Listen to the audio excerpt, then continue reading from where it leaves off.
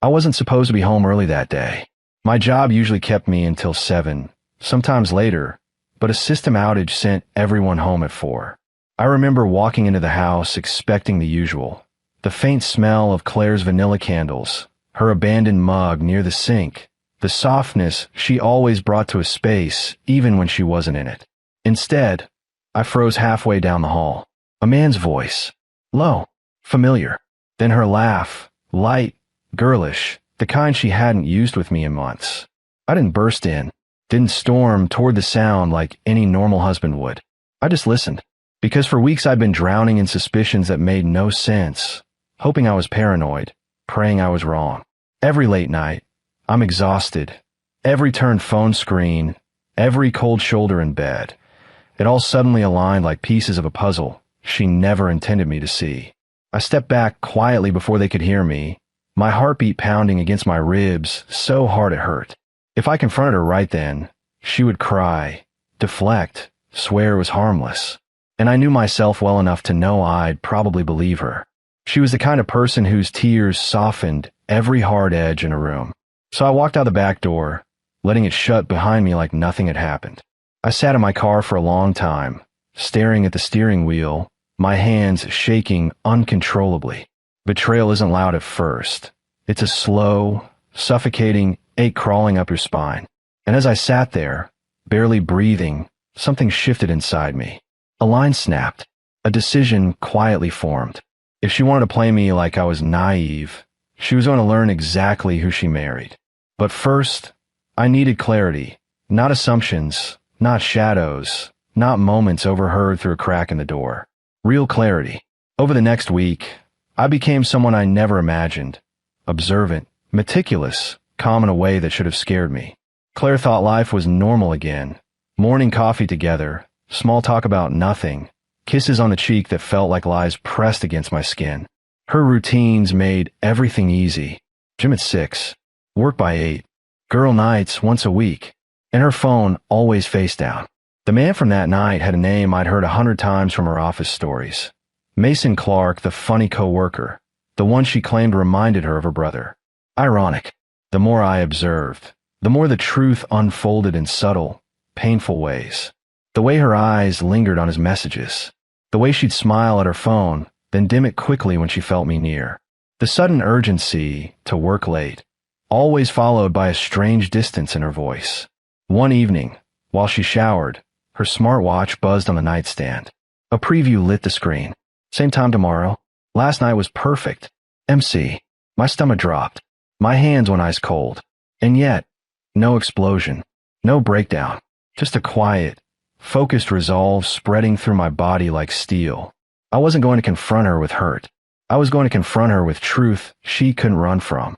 And I knew exactly how this needed to end. Not with shouting, not with a begging match, but with a moment she could never forget. But to do that, I needed someone she underestimated even more than me. Someone with more to lose. Someone whose world was also being played with. Mason's wife, Olivia. I remembered her from a holiday work dinner. Warm smile, gentle voice, a woman who looked like she gave every piece of herself to a man who didn't deserve her. She didn't know me well, but she knew my wife. And I had a feeling she'd know the truth even better. My chest tightened, breath shallow, as I scrolled to her name and hovered my thumb above call. This wasn't rage anymore. It was strategy, justice wrapped in calm. When I pressed the call button, I knew my life was about to split in two, but I had no idea just how much hers, and Claire's, would shatter. I didn't know what Olivia would say. For all I knew, she might hang up or accuse me of trying to stir trouble. But when she answered, her voice was soft, tired, like someone who'd been fighting silent battles for far too long. Hi, Ryan. Everything okay? Her concern hit me harder than I expected. She sounded like someone who already sensed something was wrong, but hadn't had the courage to look it in the eye. No, I said quietly, but I think you already know that. There was a pause, a shaky inhale. Is this about Mason? Her voice cracked slightly on his name, and that was all the confirmation I needed. She wasn't clueless. She was trapped in denial the same way I had been. Yes, I said. And Claire. Another silence, this one heavier. Then, in the smallest voice, I knew it. I knew something was off. She didn't ask for proof. She didn't accuse me. She didn't even react with anger. Instead, she sounded defeated, like a woman who had spent months trying to convince herself everything was fine while her heart bruised itself against reality. "Can we meet?" I asked. "Please," she whispered. We met the next day at a quiet coffee shop halfway between our neighborhoods. Olivia looked smaller than I remembered. Eyes swollen, shoulders hunched, her wedding ring twisted nervously on her finger. But beneath that fragility, there was a sharpness, a strength she hadn't tapped into yet. I could feel it. She slid into the booth across from me and whispered, "Tell me everything." So I did. I told her about the laughing behind the closed door that day, the late nights, the messages, the smartwatch preview. Every detail spilled out of me like poison I'd been carrying in my bloodstream. By the time I finished, her hands were trembling on the table. "I thought he was just stressed," she said. "He stopped coming home for dinner. He said he needed to focus. He even changed his cologne. I noticed. I just didn't want to admit what it meant. That hurt, more than it should have. There's something deeply painful about realizing two good people were betrayed by the same selfish pair. We need to be sure," I said. "Not shouting, not accusations. We need something they can't deny." Olivia's eyes lifted, and for the first time I saw a spark, anger, controlled and sharp. "What do you have in mind?" For a moment, the world around us blurred, like the air thickened with decisions we couldn't reverse once made. "I want them to face what they've done," I said slowly. "Not with screaming or throwing things. With truth. Hard, undeniable truth." Olivia nodded, wiping a tear. "I'm with you. Whatever you need." And with that, a strange partnership formed. Two strangers connected by heartbreak, by betrayal, by the kind of devastation that demands either destruction or rise. We chose rise. Over the next several days, we became quiet observers of our spouses' patterns. Not stalkers, not invaders, just people reclaiming the truth stolen from us. Claire was too comfortable, too sure I'd never question a thing. Every team dinner, every sudden overtime shift, every late arrival was further confirmation without her realizing she was giving herself away. One evening, Olivia texted me. "He told me he's coaching someone after work. He's never coached anyone."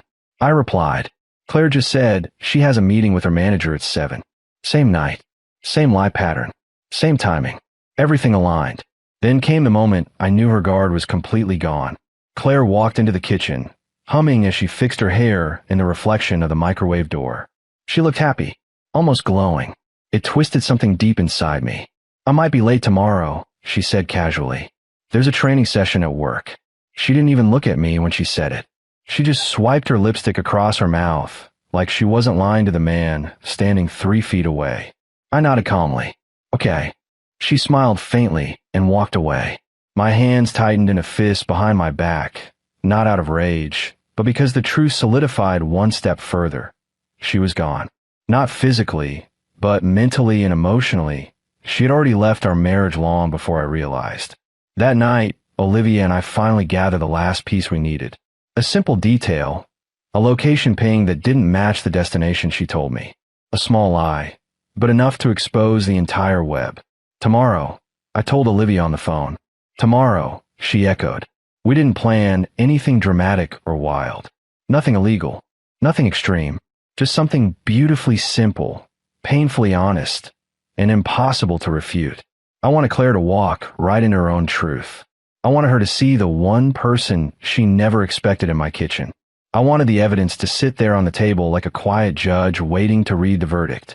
But more importantly, I wanted her to understand the weight of what she had thrown away, not through anger, but through clarity. And Olivia, steadying her breath on the phone, whispered, "They won't see this coming. Neither would we."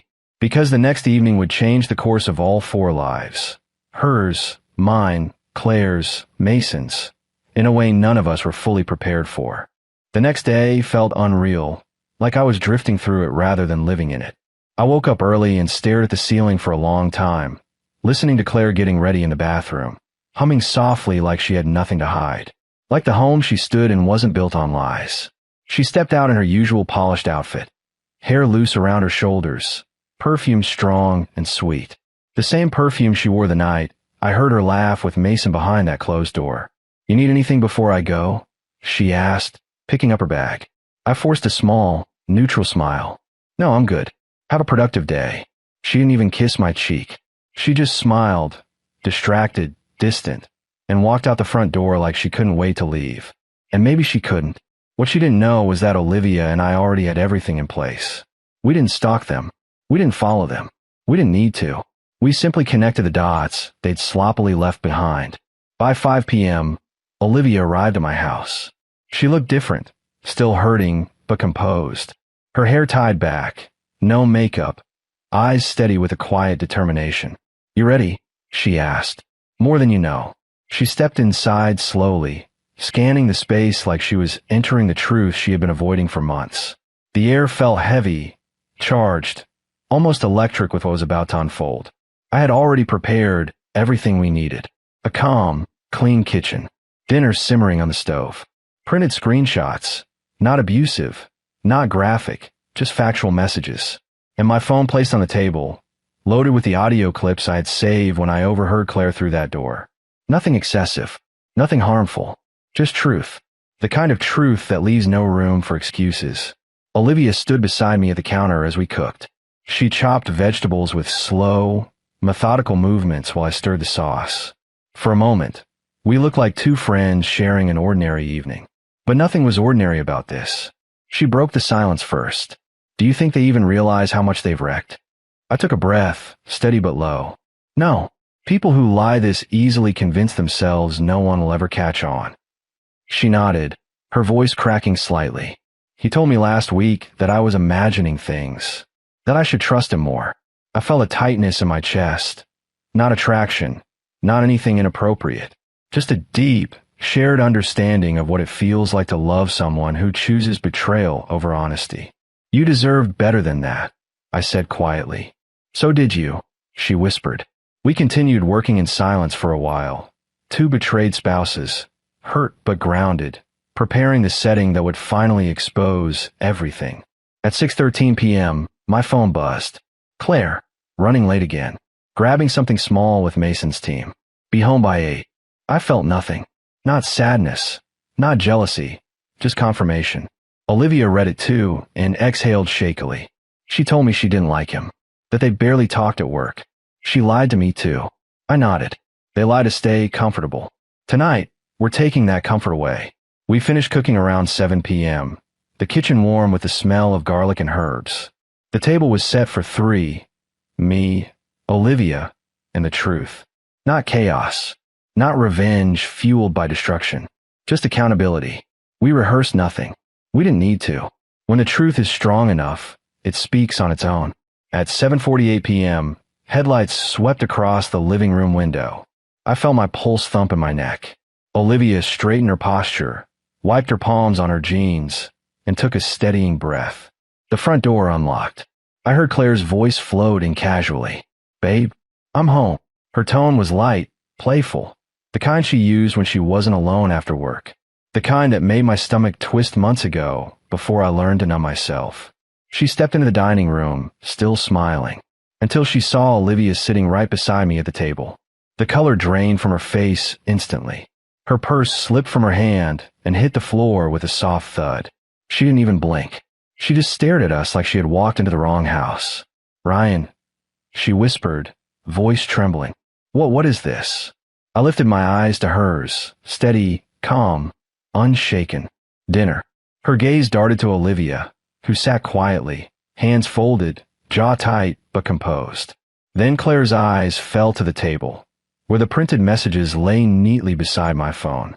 She swallowed hard, throat bobbing, her breath turning sharp and uneven. Ryan, I don't know what this is supposed to mean.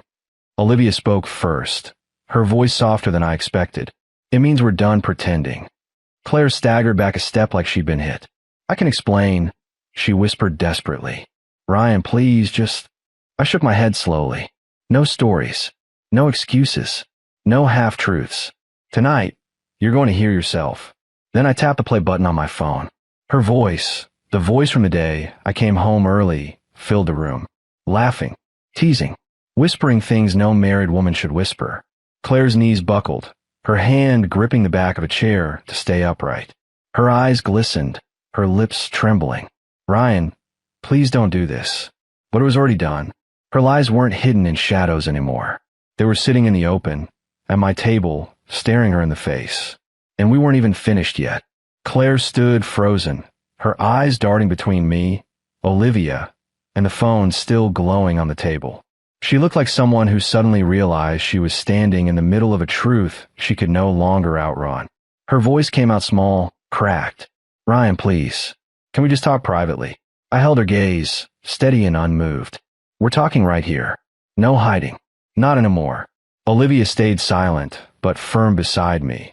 Her presence alone was enough to keep Claire from slipping into one of her rehearsed explanations. Claire wiped her cheek with a trembling hand. It wasn't what you think. I was stressed, and Mason was just someone I talked to. It didn't mean anything. Olivia let out a quiet, bitter laugh. He told me the same thing. It didn't mean anything. That's what people say when they've broken something they can't repair. The words landed like a stone dropped into still water, soft but devastating. Claire's breath hitched. I made mistakes, I know that, but can we try to fix this? Ryan, we have years together. You can't throw it away over. I cut her off gently but firmly. I didn't throw anything away, Claire. You did. And you didn't do it yesterday. You didn't do it last week. You've been choosing someone else for months. Tears spilled from her eyes, her voice shaking. I never meant to hurt you. I nodded slowly. I believe you. But intentions don't erase actions. She reached for my arm, desperate. I love you. Please let me explain everything. Let me try to make this right. I stepped back, her hand hovering in empty air. There's nothing to fix, I said quietly. She blinked rapidly, confusion and fear mixing in her expression. What are you saying? I motioned to the table where the documents lay. Simple, orderly, undeniable. I'm not yelling. I'm not begging. I'm not fighting. I'm telling you calmly that I'm done. I paused, and I think deep down, you've been done for a long time too. Olivia spoke beside me, her voice gentle but strong. We're both walking away, Claire. You and Mason can decide what you are without dragging us along anymore. Claire pressed her hands to her face, shaking her head as if denying reality could undo it. You talked to her? Behind my back? Ryan, how could you? I raised an eyebrow. You're really going to ask me about doing something behind your back? Her mouth snapped shut, tears streaming freely now. I walked to the drawer near the counter and pulled out a small box containing her spare keys, the ones she used to leave lying around like they meant nothing. I set them gently on the table. You can stay with your sister tonight, I said softly. Tomorrow you can come for your things. I won't make a scene. I won't sabotage your life. But I won't stay in a marriage where I'm the only one choosing us. She stared at the keys like they were pieces of her future slipping through her fingers. Ryan, I'm begging you. Her voice cracked so painfully that for a second, I almost felt the pull of old emotions, old love. But after everything, the deceit, the late nights, the laughter behind closed doors, something inside me had finally locked into place. A quiet acceptance. You didn't lose me tonight, I said gently. You lost me months ago, when you stopped talking to me and started confiding in someone else. Olivia stood slowly, her expression soft but resolute. And Mason will be hearing from me tonight. I won't stay with someone who treats vows like they're optional. Claire collapsed into the nearest chair, sobbing into her hands, the sound filling the room with a kind of grief that comes only when all masks fall away. I didn't yell. I didn't insult her. I didn't celebrate her pain. I simply walked to the doorway, pausing long enough to say the last word she'd hear from me as her husband. I hope you find the honesty you couldn't give me. She looked up, red-eyed, devastated. Please don't go. But I stepped outside anyway, breathing in the cool night air, a freedom I hadn't felt in years. Olivia followed quietly, and for a moment we stood together beside her car, two people linked by heartbreak, but no longer owned by it. She touched my arm gently. You did the right thing. I nodded, exhaling slowly. So did you.